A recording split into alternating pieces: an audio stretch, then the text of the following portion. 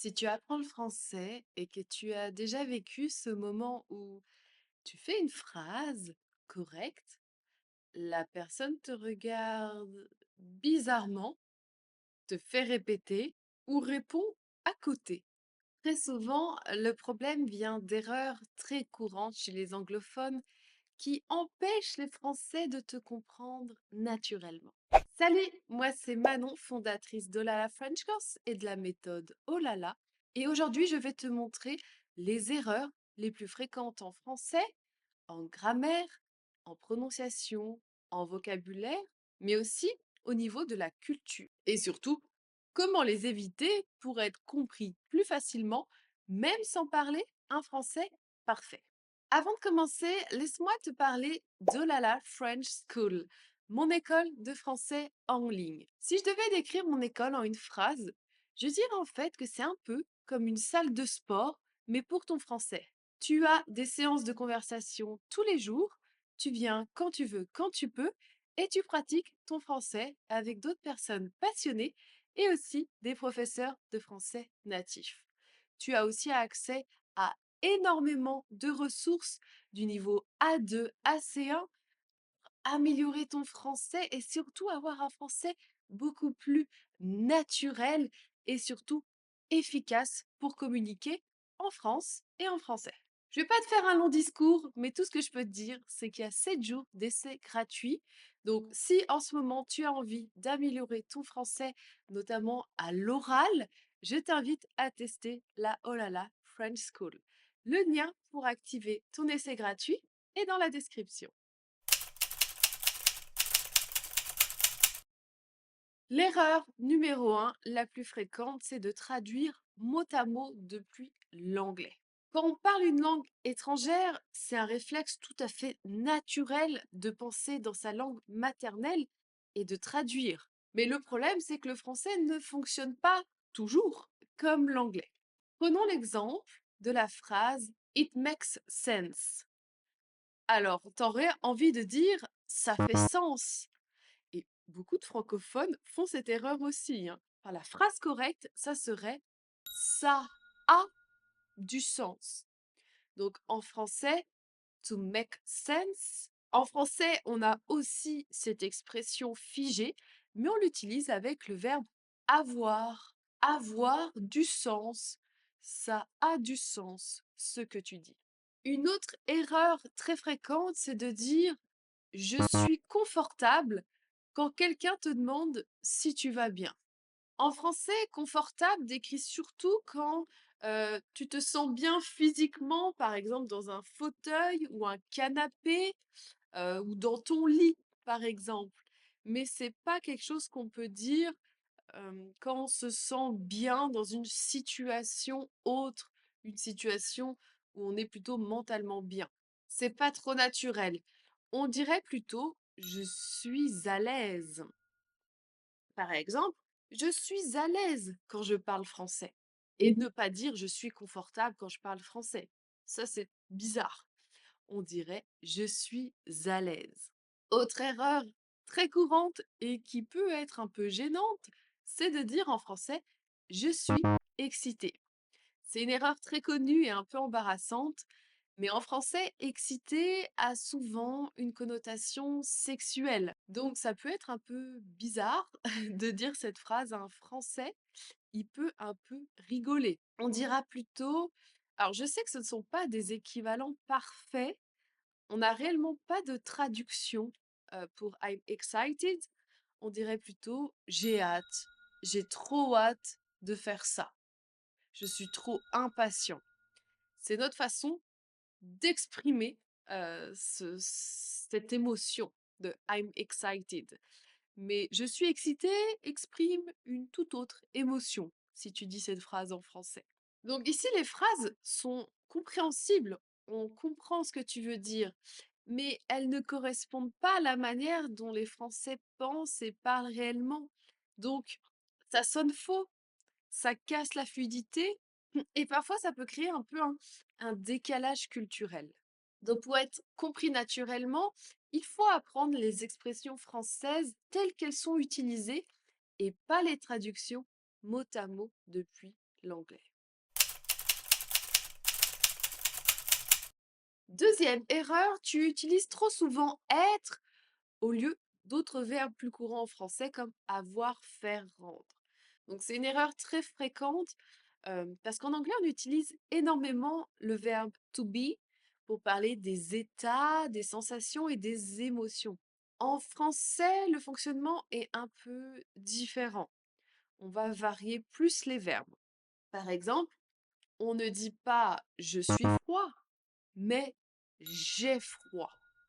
C'est plutôt une sensation qu'on a. J'ai froid. Si tu dis je suis froid, c'est correct, mais ça veut dire plutôt que tu as une personnalité assez froide, assez rigide. Tu es distant émotionnellement. Donc c'est pas du tout la même chose. Autre exemple, je suis peur. Alors là, ça n'existe pas, ce n'est pas correct grammaticalement. On dira j'ai peur. J'ai peur. Donc il faut imaginer qu'en français, on n'est pas nos émotions, mais on les a. On a des émotions. Une émotion peut être plutôt éphémère, courte, donc ça va pas nous décrire. On va plutôt l'avoir à un moment précis. Donc on dira j'ai peur. Autre erreur de dire ça me fait heureux. It makes me happy. Mais en français, on dirait plutôt ça me rend heureux. Ça me rend heureux. On va plutôt utiliser le verbe rendre pour parler d'un effet, d'une transformation émotionnelle. Ce que tu fais me rend, me transforme, me rend heureux, heureuse. Par exemple, cette musique me rend heureuse. Rappelle-toi qu'en français, pour décrire des états plutôt physiques ou mentaux ou des émotions, on va plutôt utiliser le verbe avoir, avoir faim, avoir soif, avoir peur, avoir froid. Mais aussi le verbe rendre, rendre heureux, rendre nerveux, rendre triste.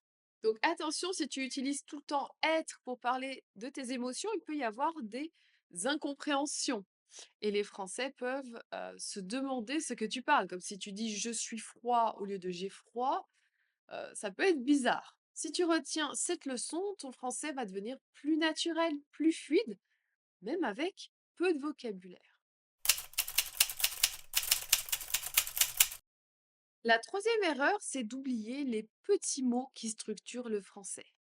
Quand on apprend le français, ce qui est normal, on a souvent tendance à se concentrer sur les verbes, les noms, le vocabulaire important.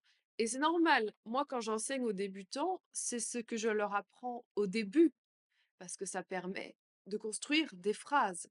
Mais après avoir construit les phrases, il faut que les phrases soient correctes et une structure correcte. Et c'est ce qui vient après, mais c'est souvent parfois ce qu'on oublie ou malheureusement ce qui n'est pas assez vu, c'est les articles, les prépositions et les déterminants.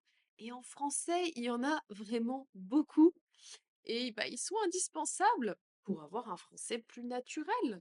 Par exemple, de dire je cherche médecin, je cherche un médecin. En français, on ne peut presque jamais dire un nom sans son article. Même si le sens est clair, on comprend, ça rend ton français moins naturel, beaucoup plus débutant. Je vais travailler demain, pareil, on comprend, mais la phrase n'est pas naturelle. Je vais au travail demain. Les prépositions, alors elles sont difficiles à maîtriser, je ne vais pas te mentir. Même les Français eux-mêmes parfois font des erreurs, ont des difficultés, mais elles sont indispensables pour avoir un français structuré et correct. Alors que si tu les utilises correctement, ton français devient plus fluide, plus naturel, même sans phrases complexes. Et c'est ce qui ferait dire à un Français, ton français est bon. La quatrième erreur, c'est de prononcer toutes les lettres. C'est une erreur fréquente, surtout quand on débute avec la langue. Et en anglais, beaucoup de lettres se prononcent et donnent des repères visuels fiables. En français, non. Malheureusement, c'est plus complexe que ça. On écrit en fait beaucoup plus de lettres en français qu'on ne les prononce. Par exemple, Il parle. On a quand même 3 lettres à la fin qui ne se prononcent pas. On dit il parle et pas il parlant. Les lettres ENT à la fin des verbes au pluriel ne se prononcent jamais. Si tu les prononces, on va pas réellement comprendre ou il faudra peut-être un peu réfléchir pour comprendre. Ça sera forcément moins naturel et parfois moins identifiable. On a aussi beaucoup en français des lettres muettes. Par exemple, l'adjectif froid, le D à la fin ne se prononce pas. Ou le mot sport, on a envie de prononcer le T, mais non, on ne prononce pas le T. Sport. Alors, il n'y a pas de règle officielle pour savoir quand on prononce une lettre finale ou quand on ne la prononce pas. Il y a une petite astuce mémotechnique, c'est Lucifer. Donc, rappelle-toi que la langue française est la langue peut-être de Lucifer, mais donc les lettres, les consonnes de Lucifer, L, C, F et R, sont souvent ici prononcées. Ce sont des lettres finales souvent prononcées. Mais les consonnes qui ne font pas partie de Lucifer sont souvent muettes. Attention, c'est une astuce mémotechnique, ça ne marche pas à tous les coups. Parfois, enfin, tu le sais en français, il y a beaucoup d'exceptions. Mais ça marche beaucoup de fois. On va dire 80% du temps, l'astuce de Lucifer fonctionne. D'autres conseils aussi au niveau de la prononciation et surtout quand on prononce une lettre, quand on prononce la dernière lettre d'un mot ou pas, c'est de beaucoup écouter. La compréhension orale, ça a un rôle énorme dans l'apprentissage d'une langue. Beaucoup écouter t'aidera à mieux parler finalement, à mieux assimiler quelle lettre on prononce, comment on dit ce mot, comment tu dois le dire. Et petit à petit, ton français deviendra plus naturel.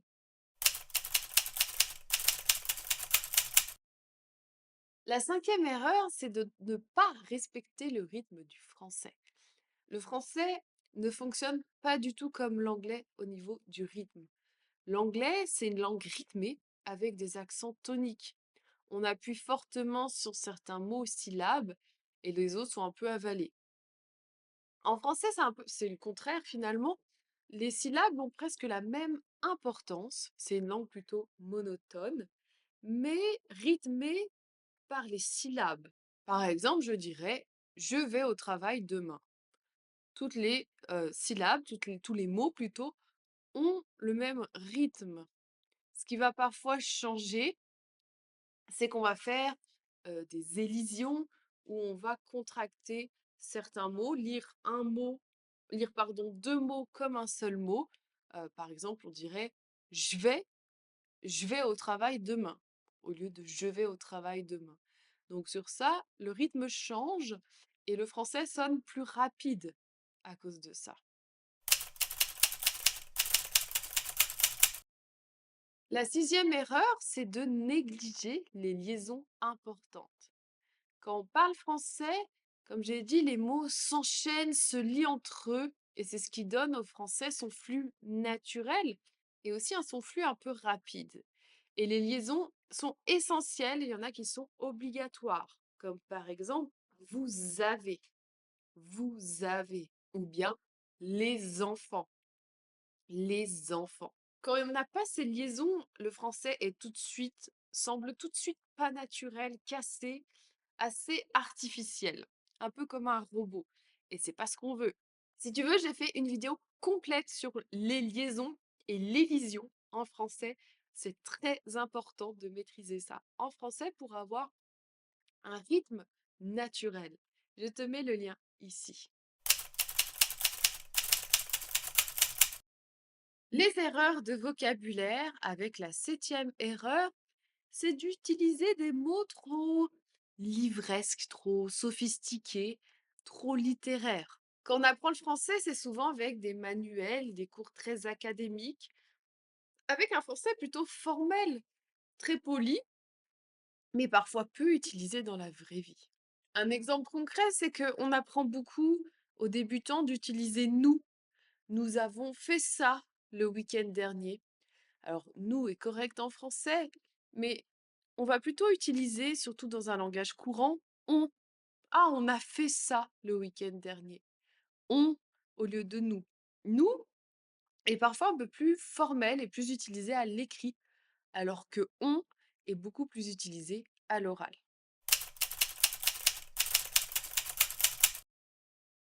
La huitième erreur, ce sont les faux amis. Les faux amis, et il y en a beaucoup en anglais, en français, inversement. Par exemple, le verbe to visit. On dit I visit my parents. En français, on dirait pas je visite mes parents. Ça sonne vraiment très bizarre.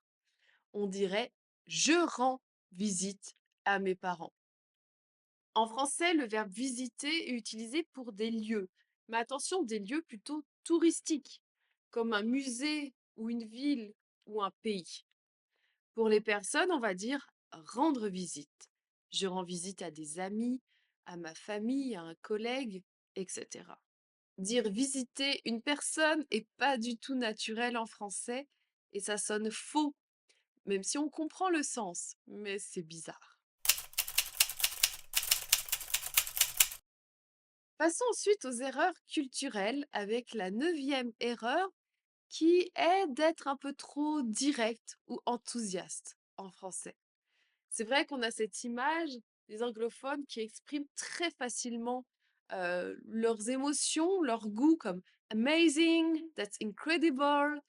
Et en français, être trop enthousiasme, ça semble pas naturel, peut-être un peu exagéré et pas sincère. Ça veut pas dire qu'on pense que vous n'êtes pas sincère, c'est juste culturellement. On est plutôt des personnes pessimistes, un peu négatives. Donc on va souvent minimiser nos émotions. On dira plutôt des choses comme c'est sympa, c'est pas mal, j'aime bien. C'est vraiment une manière d'exprimer ses émotions d'une façon plus neutre. Voilà, on dit souvent que les Français sont plus froids. Je ne sais pas si on dirait, j'irais jusque-là, le mot froid, c'est peut-être un peu fort, mais je pense qu'on est plus réservé. On va moins exprimer nos émotions.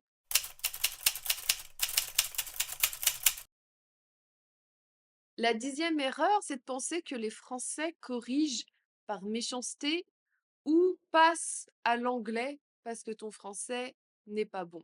Quand un Français fait ça, c'est plutôt pour t'aider finalement, pour essayer de te mettre à l'aise, oui, de t'aider.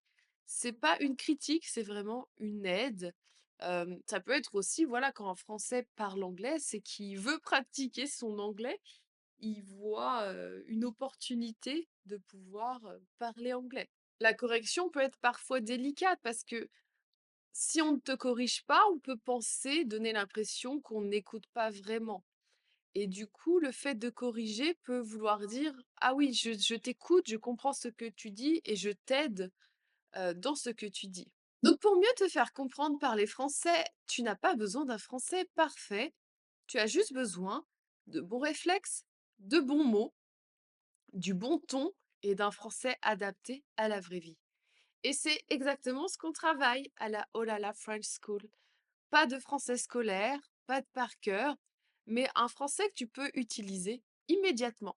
Notre école de français est vraiment faite pour t'aider à parler français avec naturel et confiance et dans des situations réelles. Comme je l'ai dit, il y a 7 jours d'essai gratuit, donc tu peux dès maintenant activer ton essai gratuit. Le lien est dans la description. Et dis-moi en commentaire quelle erreur tu fais souvent des erreurs dont on a parlé aujourd'hui et du coup, quelle erreur tu ne feras plus? Dis-moi dans les commentaires. Pense aussi à aimer la vidéo, t'abonner et activer la cloche, c'est gratuit et ça fait plaisir. Et je te dis à bientôt pour de nouvelles aventures, en français bien sûr.